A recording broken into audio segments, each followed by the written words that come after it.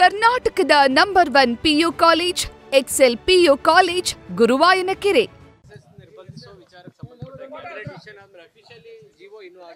ಆಗಿದೆಯಲ್ಲ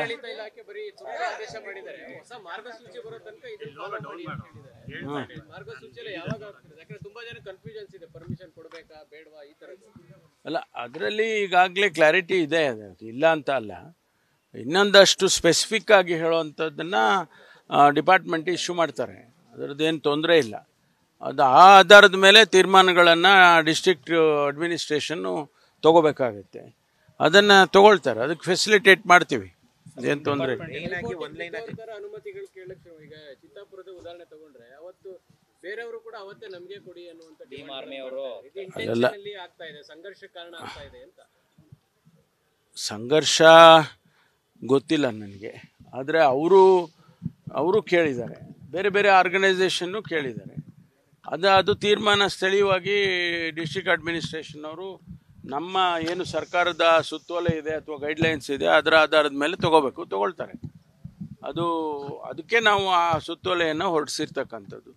ಈಸಿ ಆಗಲಿ ಡಿಸ್ಟ್ರಿಕ್ಟ್ ಅಡ್ಮಿನಿಸ್ಟ್ರೇಷನ್ಗೆ, ಇಲ್ಲದೇ ಇದ್ದರೆ ಪ್ರತಿ ಸಾರಿನೂ ಕ್ಲಾರಿಫಿಕೇಶನ್ ಕೇಳ್ತಾ ಇರ್ತಾರೆ. ಅದು ಆಗೋದು ಬೇಡ, ಆ ಸುತ್ತೋಲೆ ಇಟ್ಕೊಂಡು ಅವ್ರು ತೀರ್ಮಾನ ತಗೊಳ್ಳಿ ಅಂತ ಹೇಳಿ ಮಾಡಿದ್ದೇವೆ. ಟಾರ್ಗೆಟ್ ಮಾಡಿದ್ದಾರೆ ಅನ್ನೋದು ಪದೇ ಪದೇ ಸ್ವಲ್ಪ ಬರ್ತಾ ಇದೆ. ಜೊತೆಗೆ RSS ಮಾತ್ರ ಇದು ನೋಡಿ, ನಮ್ಮ ಸುತ್ತೋಲೆ ಅಥವಾ ಆದೇಶನ ತಾವು ನೋಡಿದ್ದೀರ ಅಂತ ಅನ್ಕೊಂಡಿದ್ದೀನಿ. ಅಲ್ಲಿ ಎಲ್ಲಾದರೂ ಅದೇ RSS ಶಬ್ದ ಬಂದಿದೆಯಾ? ಸುಮ್ಮನೆ ಅನಾವಶ್ಯಕವಾಗಿ RSSಗೆ ಮಾಡಿದ್ದಾರೆ, ನಾವು RSSಗೆ ಒಬ್ಬರಿಗೆ ಮಾಡಲಿಲ್ಲ, RSSನ್ನು ದೃಷ್ಟಿ ಇಟ್ಕೊಂಡೇ ಮಾಡಿಲ್ಲ.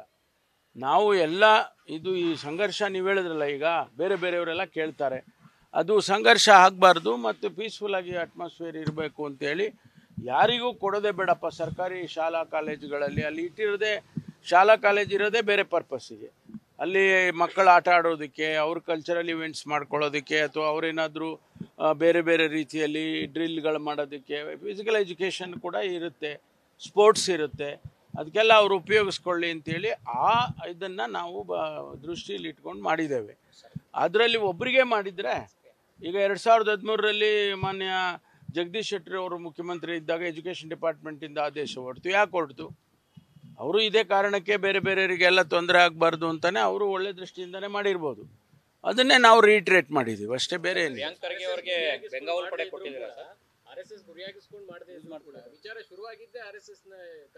ಯಾವುದಾದ್ರೂ ಒಂದು ಸಮಸ್ಯೆ ಬಂದಾಗ ಒಂದು ಸೊಲ್ಯೂಷನ್ ಕಂಡುಹಿಡಿಬೇಕಲ್ವಾ? ಯಾವ್ದಾರ ಒಂದು ಸಮಸ್ಯೆ ಬಂದರೆ ಆ ಸಮಸ್ಯೆಗೆ ಉತ್ತರ ಕಂಡುಹಿಡಿಬೇಕಲ್ವಾ? ಅದಕ್ಕೆ ಸರ್ಕಾರ ಇರೋದು. ಈಗ ಸಮಸ್ಯೆ ಬಂತು, RSS ದೃಷ್ಟಿಯಿಂದನೇ ಬಂತು ಅಂತ ಇಟ್ಕೊಳ್ಳೋಣ. ಆ ಸಮಸ್ಯೆ ಬಂದಾಗ ಸಂಘರ್ಷಕ್ಕೆ ನಾವು ಅವಕಾಶ ಮಾಡಿಕೊಡದೆ ಪೀಸ್ಫುಲ್ಲಾಗಿ ಆಗಲಿ ಅಂತೇಳಿ ನಾವು ಮಾಡಿದ್ದೀವಿ. ಸರ್, ಪ್ರಿಯಾಂಕ್ ಖರ್ಗೆ ಅವರಿಗೆ ಬೆಂಗಾವಲು ಪಡೆಯನ್ನು ಹೆಚ್ಚಳ ಮಾಡಲಾಗಿದೆ ಸರ್ ನಿಮ್ಮ ಇಲಾಖೆಯಿಂದ. ಅವರಿಗೆ ಎಲ್ಲ ಕರೆಗಳು ಬರ್ತಾ ಇತ್ತು, ಆಮೇಲೆ ಎಲ್ಲ ಥ್ರೆಟ್ನಿಂಗ್ ಇದು ಬರ್ತಾ ಇತ್ತು ಅಂತ ಹೇಳಿ ಅವರು ಹೇಳಿದಾಗ ಅವರಿಗೆ ನ್ಯಾಚುರಲಿ ಕೊಡಬೇಕಾಗ್ತದಲ್ಲ. ಒಬ್ಬ ಸಚಿವರಿಗೆ, ಒಬ್ಬ ಕ್ಯಾಬಿನೆಟ್ ದರ್ಜೆ ಸಚಿವರಿಗೆ ನಾವು ಅಷ್ಟು ರಕ್ಷಣೆ ಕೊಡಲಿಲ್ಲ ಅಂತ ಹೇಳಿದರೆ ಸರ್ಕಾರ ಇದ್ದು ಏನು ಪ್ರಯೋಜನ? ಸರ್, ಹಾಗೆ ಬೆಂಗಳೂರು ಹೊರವಲಯದಲ್ಲಿ ಗ್ಯಾಂಗ್ ರೇಪ್ ಆಗಿದೆ, ಅಂದರೆ ಗ್ಯಾಂಗ್ ರೇಪ್ ಆರೋಪಿಗಳಿಗೆ ಕಠಿಣ ಶಿಕ್ಷೆ ಆಗ್ತಾ ಇಲ್ಲ ಅಂತಕ್ಕಂಥದ್ದು. ಅಲ್ಲ, ಈಗಾಗಲೇ ಅವ್ರನ್ನ ಇಮಿಡಿಯೇಟ್ ಅರೆಸ್ಟ್ ಮಾಡಿದ್ದಾರೆ. 4 ಜನ ಅರೆಸ್ಟ್ ಮಾಡಿದ್ದಾರೆ, ಇನ್ನೂ 2 ಹುಡುಕ್ತಾ ಇದ್ದಾರೆ. ಅವ್ರಿಗೇನು ಕಾನೂನು ಪ್ರಕಾರ ಕ್ರಮ ತಗೋಬೇಕೋ ತಗೊಳ್ತೇವೆ. ಕಾನೂನು ಶಿಕ್ಷೆ ಕೊಡೋದು ನಾವಲ್ಲ, ಶಿಕ್ಷೆ ಕೊಡೋದು ಕೋರ್ಟ್ನಲ್ಲಿ ಕೊಡಬೇಕು. ಅದನ್ನು ಯಾವ ರೀತಿ ನಾವು ಪ್ರೆಸೆಂಟ್ ಮಾಡಬೇಕು ವಿತ್ ದಿ ಎವಿಡೆನ್ಸಸ್ಸು, ಅದನ್ನು ಇಲಾಖೆಯವರು ಮಾಡ್ತಾರೆ. ಸತೀಶ್ ಜಾರಕಿಹೊಳಿ ಅವರು ಸಿದ್ದರಾಮಯ್ಯ ನಂತರ ಉತ್ತರಾಧಿಕಾರಿ ಅಂತ ಅಲ್ಲ, ಉತ್ತರಾಧಿಕಾರಿ ಅಂತ ಹೇಳಿದಾರ, ಲೀಡ್ ಮಾಡ್ತಾರೆ ಅಂತ ಸರ್. ಸಿದ್ದರಾಮಯ್ಯ ಅವ್ರ ವಯಸ್ಸಾಯ್ತು, ಅವರು ಸೈದ್ಧಾಂತಿಕವಾಗಿ ಹೇಳಿದ್ದಾರೆ. ಸೈದ್ಧಾಂತಿಕವಾಗಿ ಆ ದಾರಿಯಲ್ಲೇ ಹೋಗ್ತಾರೆ ಸತೀಶ್ ಜಾರಕಿಹೊಳಿ ಅವರು ಅಂತ ಹೇಳಿ. ಯಾಕೆಂದರೆ ಅವ್ರ ಹಿಂದೆ ತಮಗೆ ಜ್ಞಾಪಕ ಇದೆಯಾ ಇಲ್ಲ ಗೊತ್ತಿಲ್ಲ, ಹಿಂದೆ ಪ್ರಾರಂಭ ಮಾಡಿದಾಗ ಸತೀಶ್ ಜಾರಕಿಹೊಳಿ ಅವರು ಕೂಡ ಭಾಳ ಮುಖ್ಯವಾದ ಪಾತ್ರ ವಹಿಸಿದ್ರು. ಇದರ ಹಿನ್ನೆಲೆ ಮೇಲೆ ಅವರು ಹೇಳಿದ್ದಾರೆ. ಅದ್ರಲ್ಲಿ ತಪ್ಪೇನಿದೆ? ತಪ್ಪಿದೆಯಾ?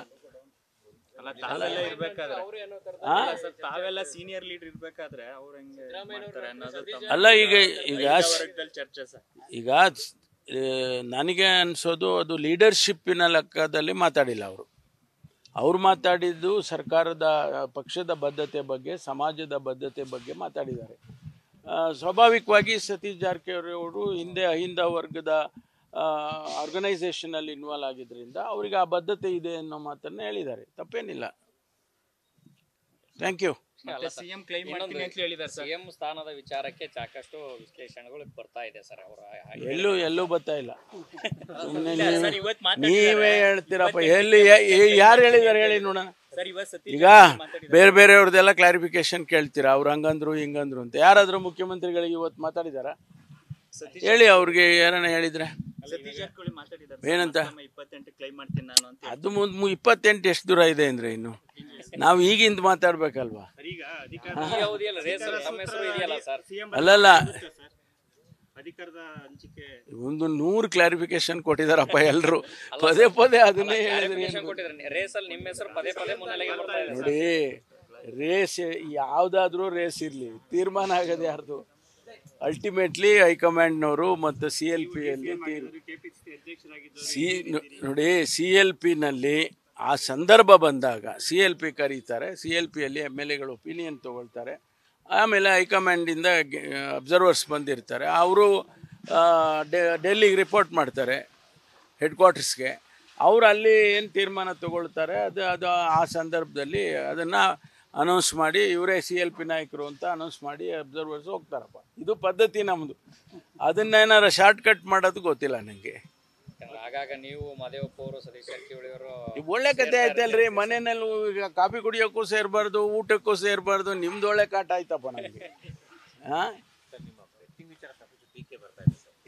ಅಲ್ಲ ರೀ, ನಾವಲ್ಲಿ 31 ಜಿಲ್ಲೆಯಿಂದ ಮಕ್ಕಳು ಬಂದಿದ್ದಾರೆ. 800 ಜನ ಮಕ್ಕಳು ಬಂದಿದ್ದಾರೆ. ಕಬಡ್ಡಿನ ನಾವು ಹೋಸ್ಟ್ ಮಾಡಿದ್ವಿ.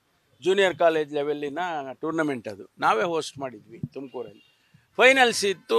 ನನಗೆ ಪ್ರೈಸ್ ಕೊಡಬೇಕು ಡಿಸ್ಟ್ರಿಬ್ಯೂಷನ್ನಿಗೆ ಕರೆದ್ರು, ಹೋಗಿದ್ದೆ. ಅಲ್ಲಿ ಕೂತ್ಕೊಂಡು ಫೈನಲ್ಸಲ್ಲಿ ಮಾತಾಡುವಾಗ DC, SP, CEO ಇತರ ಅಧಿಕಾರಿಗಳೆಲ್ಲರೂ ಇದ್ದರು, ಬೇರೆ ಬೇರೆಯವರೆಲ್ಲ ಇದ್ದರು. ಅಲ್ಲಿ ಯಾರು ಗೆದ್ದಿದ್ದಾರೆ ನೋಡೋಣ ಅಂತ ಮಾತಾಡ್ತಿದ್ರು ಅವರೇ. ಅವ್ರು ಮಾತಾಡ್ತಾರೆ. ನಾನಂದೆ ಹೌದು, ಇವ್ರು ಗೆದ್ದಿಬೋದು ಅಂತ. ಅದಾದಮೇಲೆ ಅವ್ರಿಗೆ ನೋಡ್ರಿ, ನಾ ಇವ್ರಿಗೆ ಗೆದ್ದಿ ಅಂತಾರೆ ಹೇಳಿಲ್ವ ನಾವು ಅಂತ ಆ ಥರ ತಮಾಷೆ ಮಾತಾಡ್ಕೊಂಡು ಬಂದ್ವಿ ನಾವು. ಯಾರೋ ಬೆಟ್ಟಿಂಗು ಏನು, ನನಗಷ್ಟು ಬುದ್ಧಿ ಇಲ್ವಾ? ನಾನು ಒಬ್ಬ ಗೃಹ ಸಚಿವನಾಗಿ ಬೆಟ್ಟಿಂಗ್ ಏನು ಹೇಳೋದು? ಸುಮ್ಮನೆ ಅದನ್ನು ಅನಾವಶ್ಯಕವಾಗಿ ಬೇಡವಾದ ರೀತಿಯಲ್ಲಿ ಅದರಲ್ಲಿ ಬಿಟ್ಟು ಅದೆಲ್ಲ ಮಾಡ್ತಿದ್ದಾರೆ. ಸಂತೋಷ, ಅವ್ರಿಗೆ ಖುಷಿ ಆದರೆ ಮಾಡಲಿ, ತೊಂದರೆ ಇಲ್ಲ. ಬಟ್ ಅದು ಯಾವುದು ಬೆಟ್ಟಿಂಗ್ ಅಲ್ಲ. ನಾನು ಕ್ಲಾರಿಫಿಕೇಷನ್ ಕೊಡ್ತಾ ಇದ್ದೀನಿ, ಬೆಟ್ಟಿಂಗ್ ಅಲ್ಲ. I am A true sports man ಕೂಡ. ನಾನು ಸ್ಪೋರ್ಟ್ಸ್ ಪರ್ಸನ್ ಆಗಿ ಮತ್ತು ಗೃಹ ಸಚಿವನಾಗಿ ಬೆಟ್ಟಿಂಗ್ ಮಾಡ್ತೀನಿ ಅನ್ನೋ ಅಷ್ಟು ಕನಿಷ್ಠ ಜ್ಞಾನ ನನಗಿಲ್ಲ ಅಂತಂದರೆ ಅದಕ್ಕಿಂತ ಇನ್ಯಾವುದು ತಪ್ಪದು ಇಲ್ಲಪ್ಪ.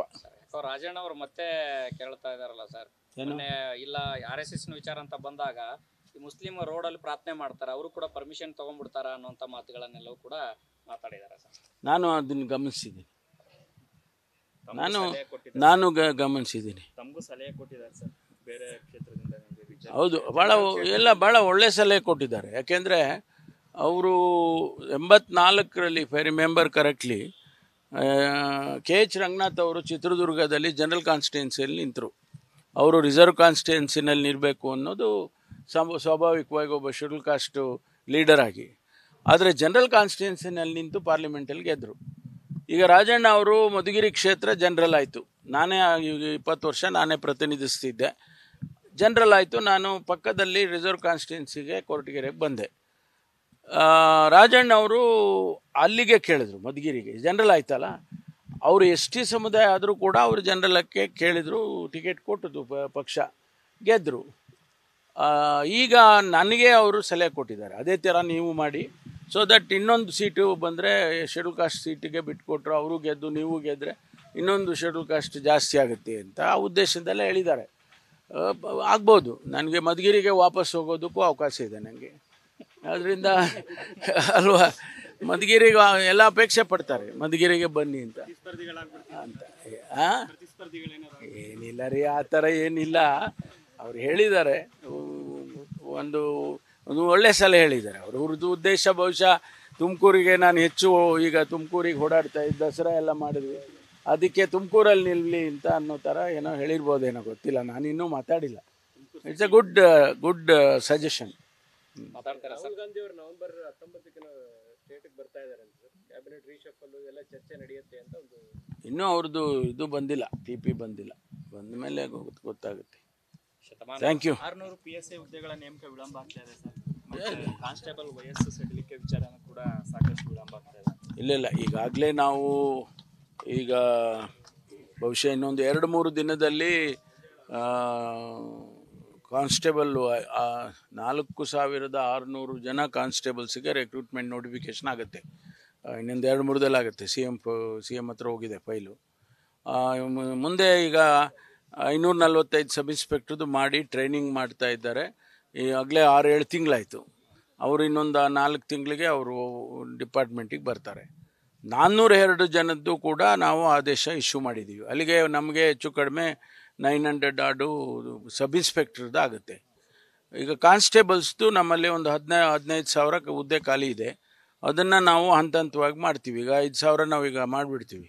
ಅದಾದಮೇಲೆ ಇನ್ನೊಂದು 5,000 ಆ ಥರ ಮಾಡ್ಕೊಂಡು ಹೋಗ್ತೀವಿ. ಯಾಕೆಂದ್ರೆ ನಮ್ಗೆ ಟ್ರೈನಿಂಗ್ ಕೊಡೋದಕ್ಕೂ ಜಾಗ ಬೇಕಲ್ಲ, ಒಂದೇ ಸರಿ ಮಾಡೋಕ್ಕಾಗೋದಿಲ್ಲ. ಟ್ರೈನಿಂಗ್ ಕೊಡೋದಕ್ಕೂ ಕೂಡ ನಮಗೆ ನಮ್ಮ ಟ್ರೈನಿಂಗ್ ಇನ್ಸ್ಟಿಟ್ಯೂಟ್ ಏನಿದೆ ಅದು ಕೆಪಾಸಿಟಿನ ನೋಡಿಕೊಂಡು ನಾವು ಮಾಡ್ತೀವಿ. Thank you. ನ್ಯೂಸ್ ಫಸ್ಟ್ ನಿರ್ಭೀತಿಯಿಂದ ನಿಮ್ಮ ಪರವಾಗಿ.